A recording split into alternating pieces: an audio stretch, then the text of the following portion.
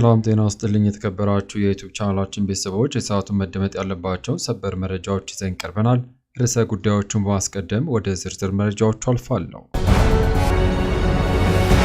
የውጭ ጉዳይ ሚኒስትሩ ከኤርትራ ጋር የቃላት ጦርነት ውስጥ አልገባንም አሉ። የአብኑ የፓርላማ ተወካይ ዶክተር ደሳለኝ ጫኔ የኢትዮጵያና ኤርትራን ወቅታዊ ሁኔታ አንስተዋል፣ ስጋታቸውንም ገልጸዋል። ዝርዝሩን ይዘናል። በሌላ ዜና የሕዝብ ተወካዮች ምክር ቤት ዛሬ ባካሄደው 34ኛ መደበኛ ጉባኤ የኢትዮጵያ የአደጋ ስጋት ስራ አመራር አዋጅን አወዛጋቢ ንዑስ አንቀጽ እንዲወጣ ተደርጎ አጽድቋል። ዝርዝሩ ተዘጋጅቷል። በሌላ መረጃ በኢትዮጵያ 11 አዲስ ሰዎች ላይ የዝንጀሮ ፈንጣጣ መገኘቱን የጤና ሚኒስቴር አስታውቋል። ሚኒስትሩ ያወጣውን መግለጫ በመረጃችን ይዘነዋል። በሌላ ዜና በነገው ዕለት በአዲስ አበባ ለኢድ በዓል ሲባል መንገዶች እንደሚዘጉ ተገልጿል። በሰዓቱ ይደመጣል። ከውጭ መረጃ የትራምፕ አስተዳደር ኤርትራና ሶማሊያን ጨምሮ የ12 ሀገራት ዜጎች ወደ አሜሪካ እንዳይገቡ ማገዱን መግለጹ፣ በቆይታችን ሌሎች ተጨማሪ ከሀገር ውስጥ ከውጭ ዝርዝር መረጃዎችን ይዘናል። ለቻናሉ አዲስ ከሆናችሁ ሰብስክራይብ በማስከተል የደውል ምልክቷን በመጫን ቪዲዮን ላይክ በማድረግ መረጃዎችን እያደመጣችሁ እስከ ቪዲዮ ፍጻሜ አብራችሁኝ እንድትቆዩ በመጋበዝ ወደ ዝርዝር መረጃዎቹ አልፋለሁ። አብረን እንከታተለው። ከዜና ክፍል ዝግጅታችን ለመላው የእስልምና እምነት ተከታዮች በሙሉ እንኳን ለ1446ኛው የኢድ አል-አድሃ አረፋ በዓል በሰላም አደረሳችሁ። ወደ ሰዓቱ መረጃዎች አልፋለሁ። የውጭ ጉዳይ ሚኒስትሩ ከኤርትራ ጋር የቃላት ጦርነት ውስጥ አልገባንም አሉ። በኤርትራ በኩል ትንኮሳ ቢኖርም የኢትዮጵያ መንግስት ከሀገሪቱ ጋር የቃላት ጦርነት አልገባም ሲሉ የውጭ ጉዳይ ሚኒስትሩ ዶክተር ጌዲዮን ጢሞቴዎስ ተናገሩ። ኢትዮጵያ ስትራቴጂክ የሆኑ ሀገራዊ ጥቅም ጉዳዮች ስታነሳ ትኩሳታቸው የሚጨምሩ ሀገራት አሉ ያሉት ሚኒስትሩ መንግስት በእነዚህ ጉዳዮች ላይ ያለው አቋም አይዛነፍም ሲሉም ለፓርላማ አባላት ገልጿል።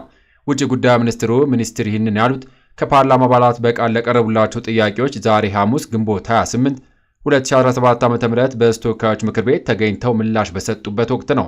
ጥያቄ ካቀረቡት አንዱ የሆኑት የአብኑ የፓርላማ ተወካይ ዶክተር ደሳለኝ ጫኔ የኢትዮጵያና ኤርትራን ወቅታዊ ሁኔታ አንስተዋል። ኤርትራና ኢትዮጵያ ወደ ጦርነት ጅማሩ እየወሰዳቸው ያለው የቃላት ጦርነት የተጀመረ ይመስለኛል ያሉት የፓርላማ አባሉ ሁለቱ ሀገራት በአሁኑ ወቅት ያላቸው ዲፕሎማሲያዊ ግንኙነት በምን መልኩ እንደሚገለጽም ጠይቋል። ዶክተር ደሳለኝ ከኤርትራ ጋር ወደ ጦርነት መግባት እድል አለ ወይ ሲሉ ተጨማሪ ጥያቄንም አክሏል። የውጭ ጉዳይ ሚኒስትሩ ለዚህ ጥያቄ በሰጡት ምላሽ ከኤርትራ መንግስት ጋር የኢትዮጵያ መንግስት የቃላት ጦርነት ውስጥ አልገባም ሲሉም አስተባብለዋል። ጉዳዩ የሚያሳስባቸው የሚመለከታቸው ዜጎች፣ የሕዝብ ተወካዮችና የቀድሞ የመንግስት ኃላፊዎች የራሳቸው ምልከታ እንደሚያጋሩ ግን ሚኒስትሩ አልሸሸጉም። እነዚህ አካላት ጆሮ ሊሰጣቸው ይገባል ሲሉም አሳስበዋል። በሌላ ዜና የሕዝብ ተወካዮች ምክር ቤት የኢትዮጵያ የአደጋ ስጋት ስራ አመራር አዋጅን አጸደቀ። የሕዝብ ተወካዮች ምክር ቤት ዛሬ ባካሄደው 34ኛ መደበኛ ስብሰባው የኢትዮጵያ የአደጋ ስጋት ስራ አመራር ኮሚሽን አዋጅን አስመልክቶ የውጭ ግንኙነትና የሰላም ጉዳዮች ቋሚ ኮሚቴ ምክትል ሰብሳቢ ዶክተር ፈቲ ማሃዲ ለምክር ቤቱ ሪፖርትና የውሳኔ ሀሳብ አቅርበዋል። ይሁንና ዶክተር ፈቲ ማሃዲ ባቀረቡት የውሳኔ ሀሳብ ረቂቅ አዋጁ የአደጋ ስጋት ስራ አመራር መንግስት መር በአገር በቀል የአቅም የተገነባና ከተረጂነት አስተሳሰብ በመሻገር ከጥገኝነት ከተጠባቂነት አስተሳሰብ የሚያላቅቅ ጠንካራ ሐሳብን የያዘ መሆኑን አብራርቷል። አያይዞም አዋጁ ያልተማከለ የአደጋ ስጋት ስራ አመራር ስርዓትን የሚዘረጋና የፌዴራልና የክልል መንግስታት በየደረጃው ተግባራቸውና ኃላፊነታቸውን እንዲወጡም የሚያስችል ድንጋጌዎችን የያዘ ነው ብሏል። የአደጋ ስጋት ቅበላ ተግባራቱ ከዘላቂ ልማት እቅዶችና ፕሮግራሞች ጋር የተሳሰሩና የሰብአዊ ድጋፍ መሪዎችን የተከተሉ እንዲሆኑ አሰራሮችን ያስቀመጠ ከአደጋ በፊት በአደጋ ጊዜና በድህረ አደጋ ወቅት ከቅድመ መከላከል እስከ መልሶ ማቋቋም ድረስ ያሉትን ውስብስብ ተግባራት ማከናወንና ውጤታማ ማድረግ የሚያስችል አደረጃጀት የሚፈጥር መሆኑንም ነው የገለጹት።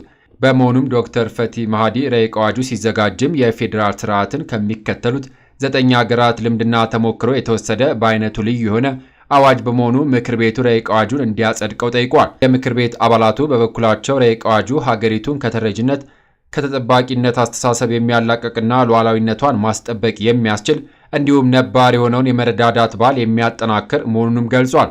በቀጣይ ከህብረተሰቡ የሚሰበሰቡ ገቢዎች ሕግና ደንብና መመሪያዎችን መሰረት አድርገው መሆን እንዳለበትም የምክር ቤት አባላት አሳስበዋል። በመጨረሻ ምክር ቤቱ በረቂቅ አዋጁ ላይ በስፋት ከተወያየበት በኋላ የኢትዮጵያ የአደጋ ስጋት ስራ አመራር ረቂቅ አዋጅን ቁጥር 1386/2017 አድርጎ በሙሉ ድምፅ አጽድቋል።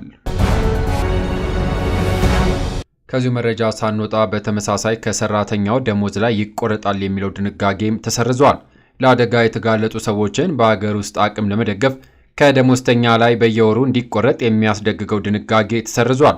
የኢትዮጵያ አደጋ ስጋት ሥራ አመራር አዋጅ ዛሬ በሕዝብ ተወካዮች ምክር ቤት ጸድቋል። የአዋጁ ዋና ዓላማ አደጋን አስቀድሞ ለመከላከልም ሆነ ከደረሰም በኋላ በአገር ቤት የገንዘብ ምንጭ ማቋቋም ነው። ለዚህም ሲባል የአደጋ ጊዜ ፈንድ እንደሚቋቋም አዋጁ ይደነግጋል። ለሚቋቋመው ፈንድ ከሰራተኛው ደሞዝ ጭምር በየወሩ እንዲወጣ በረቂቅ ተደንግጎ እንደነበረም ይታወሳል። ይህ ድንጋጌ ከፍተኛ የኑሮ ጫና ያለበትን ደሞዝተኛ ይበልጥ የሚጎዳ ነው በሚል በፓርላማው ጭምር ተቃውሞ ቀርቦበትም ነበር። ዛሬ በፓርላማ ለአደጋ ጊዜ ፈንድ ከሰራተኛው ደሞዝ ተቆርጦ እንዲወጣ የሚለው ድንጋጌ መቅረቱ ታውቋል። በሌላ በኩል ግን እንደ ኢትዮ ቴሌኮም ያሉ የመንግስት የልማት ድርጅቶችና ባንኮች ከአገልግሎት ክፍያ ከሚሰበስቡት ገቢ ለአደጋ ጊዜ ፈንድ ማውጣት ይጠበቅባቸዋል። እንዲሁም ነጋዴዎች ንግድ ፍቃድ ሲያወጡም ሆነ ሲያድሱ ለሚቋቋመው የአደጋ ጊዜ ፈንድ የተወሰነ ገንዘብ እንዲከፍሉ አዋጁ ያስገድዳል። ዘገባው የሸገር ኤፍኤም 102.1 ነው። በሌላ መረጃ በኢትዮጵያ 11 አዲስ ሰዎች ላይ የዝንጀሮ ፈንጣጣ መገኘቱን የጤና ሚኒስቴር አስታወቀ። የዝንጀሮ ፈንጣጣ ኤምፖክስ በኢትዮጵያ መግባቱ ከተነገረበት ከግንቦት 17 አንስቶ እስካሁን ለ40 ሰዎች ምርመራ ተደርጎ በ17 ሰዎች ላይ በሽታው መገኘቱን የጤና ሚኒስቴር አስታውቋል። በበሽታው የአንድ ሰው ሕይወት ያለፈ ሲሆን አንድ ሰው ደግሞ ከዝንጀሮ ፈንጣጣ በሽታ አገግሟል። በዝንጀሮ ፈንጣጣ መያዛቸው ከተረጋገጡ ሰዎች መካከል ለ15 ሰዎች በለይቶ ማከሚያ ስፍራ የሕክምና ክትትል እየተደረገላቸው ይገኛል። የኤምፖክስ ቫይረስ የተገኘባቸው ሰዎች እንደ ሽፍታ፣ ሳል፣ ትኩሳት፣ የራስ ምታት፣ የንፍፊት ማበጥ፣ የቆዳ ቁስለትና ድካም፣ የጡንቻና የጀርባ ህመም ምልክቶች የሚታዩባቸው ሲሆን ይሁንና በሽታው በተለይ ታማሚዎች አካል ላይ ቁስል ካለ በቀላሉ የሚተላለፍ ሲሆን በንክኪና የቅርብ ለቅርብ ትንፋሽ ግንኙነት ዋና መተላለፊያ መንገዶቹ ናቸው። በመሆኑም ህብረተሰባችን ከኤምፖክስ በሽታ ራሱን ለመጠበቅ የኤምፖክስ ምልክቶች ካሉባቸው ታማሚዎች ንክኪ በመቀነስ ታማሚዎች ከተጠቀሙባቸው ቁሳቁሶች፣ አልባሳትና መኝታ በአግባቡ ሳያጸዱ ባለመጠቀም የአፍና የአፍንጫ መሸፈኛዎችን በመጠቀም የግልና የእጅ ንጽህናን በመጠበቅ ተገቢውን ጥንቃቄ እንዲያደርጉም ሚኒስትሩ አሳስቧል። የኤምፖክስ ምልክቶች የሚያሳዩ ማንኛውም ሰው በሚገኝበት ጊዜ በአቅራቢያ ወደሚገኝ የጤና ተቋም ሪፖርት ማድረግ እንዲሁም በ952 እና 8335 ነፃ የስልክ መስመር የምክርና መረጃ አገልግሎት ማግኘት እንደሚቻልም ተገልጿል።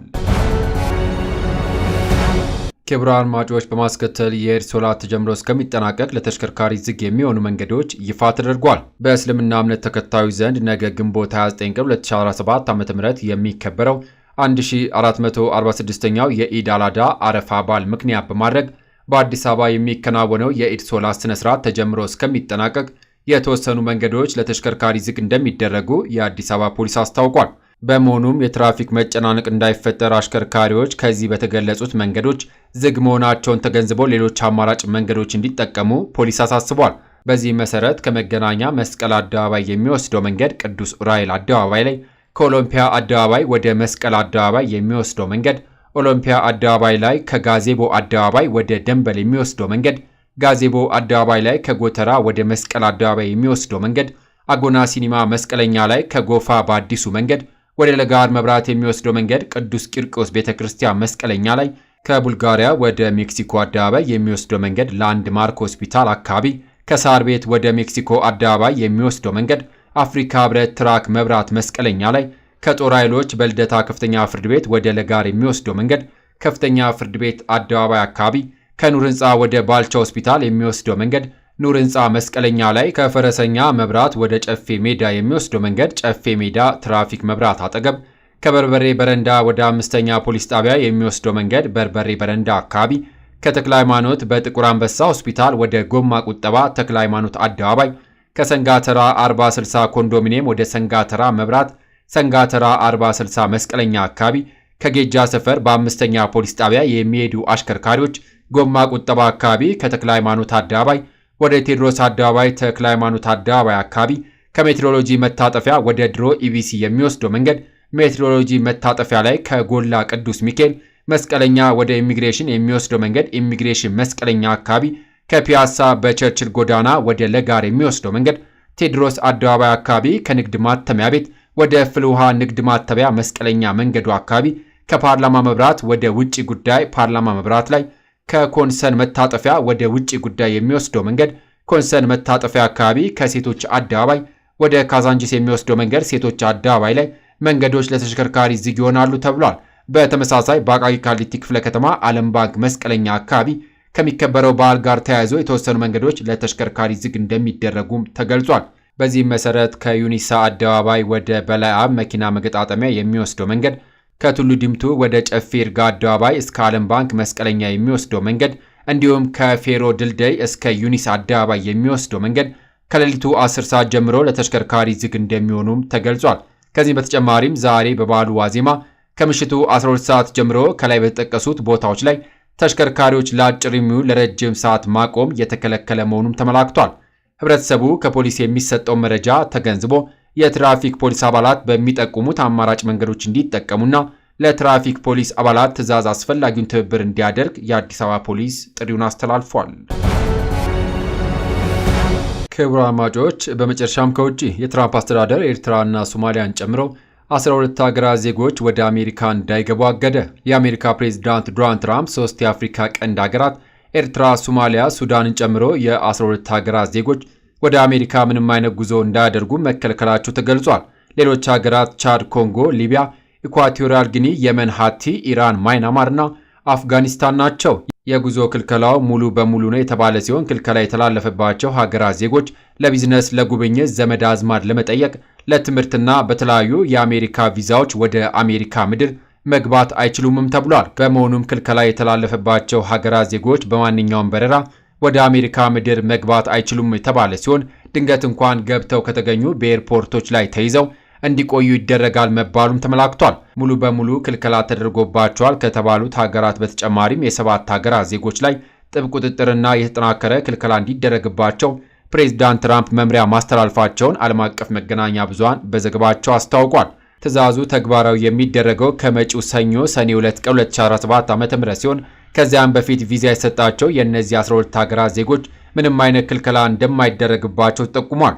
ፕሬዝዳንቱ ትራምፕ ክልከላውን ያስተላለፉት የአሜሪካና ሕዝቦቿ ብሔራዊ ደህንነትና ብሔራዊ ጥቅም ለመጠበቅ እርምጃ መውሰድ ስላለብኝ ነው ማለታቸውን ዘገባዎች አካቷል። ዶናልድ ትራምፕ መጀመሪያው የፕሬዝዳንትነት ዘመናቸው ሙስሊም ማህበረሰብ ከሚበዛባቸው 7 ሀገራት ላይ ተመሳሳይ የጉዞ ክልከላ ትዕዛዝ ማስተላለፋቸውም ይታወሳል። ክቡራን አድማጮች፣ ከሀገር ውስጥ ከውጭ ለሰዓቱ ብታደምጧቸው ብለን የመራርንላችሁ ዘገባዎች እነዚህን ይመስሉ ነበረ። ከሰዓታት በኋላ በሌሎች በአዳዲስ ዘገባዎች እስከምንገናኝ ለሌሎች ለአዲስ መረጃዎች ተጨማሪ ትሩዝ ኢትዮጵያ ሶሻል ሚዲያን ሰብስክራይብ በማድረግ ቤተሰብ እንድትሆኑ ጋብዞታለሁ። በያለንበት የዓለም ዳርቻ ቸር እንቆይ።